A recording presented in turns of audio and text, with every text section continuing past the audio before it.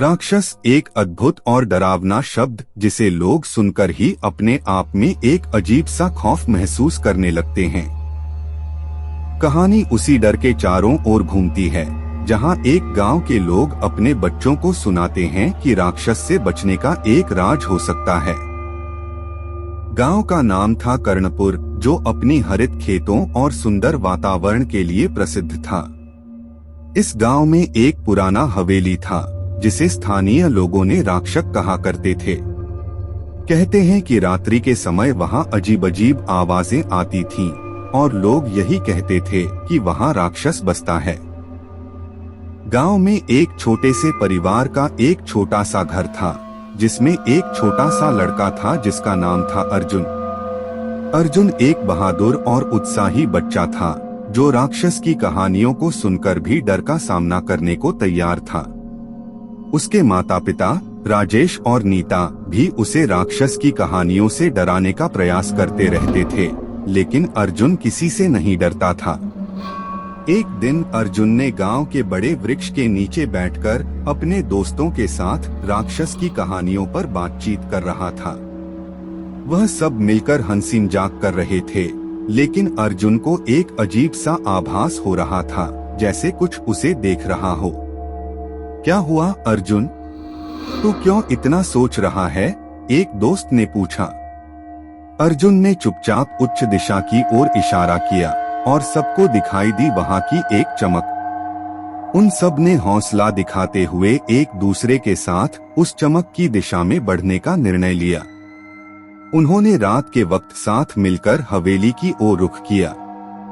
हवेली विशाल और पुरानी थी और रात के अंधकार में इसने एक डरावनी छाया छोड़ दी थी। अर्जुन के दोस्तों ने तो हवेली के पास तक पहुंचकर ही देख लिया कि कुछ विचित्र हो रहा है।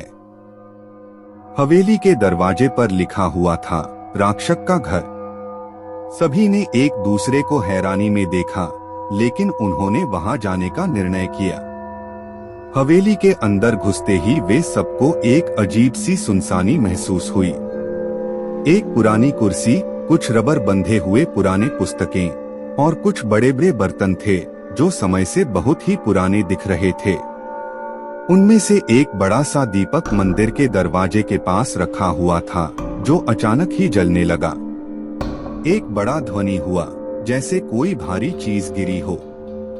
सबने देखा कि दीपक गिरकर बुझ गया और अब कमरे का माहौल बहुत ही भयंकर था। एक दोस्त ने चिल्लाते हुए कहा, यहाँ कुछ गलत है, हमें यहाँ से बाहर निकलना चाहिए। लेकिन जैसे ही वे बाहर निकलने के लिए तैयार हो रहे थे, वहाँ से एक अजीब सी आवाज सुनाई दी। ये है वह राक्षस जिसका तुम धरती लोगों को डर लगता है, आवाज बोली। सभी ने देखा कि आवाज का स्रोत कहीं ऊपर की ओर है।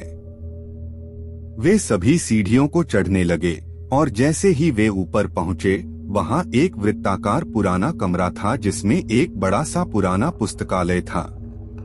वहां एक बड़ी सी पुस्तक खुली हुई थी और उसके बगल में एक बड़ी सी गुफा थी।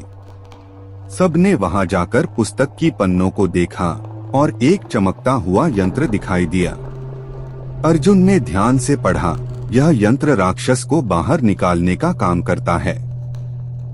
सभी ने अचंभित होकर उस यंत्र को देखा और तब एक अचानक ध्वनि हुई, तुमने मेरी जगह पर कदम रखा है, इसलिए तुम्हें यहाँ से कोई नहीं बचा सकता। सभी ने बाहर देखा और वहाँ एक अजीब सा प्राणी खड़ा हुआ था। वह था राक्षस, लेकिन एक दिव्य स्वरूप में। वह बोला, तुम सब ने मेरी यात्रा को रोक दिया है, लेकिन अब मुझे मुक्ति मिली है। धन्यवाद। राक्षस ने सभी को आभास किया कि वह सच्ची भलाई के लिए यहाँ था और उसका असली रूप डर का होना नहीं, बल्कि भलाई की राह में रुकावट का सौंदर्य था।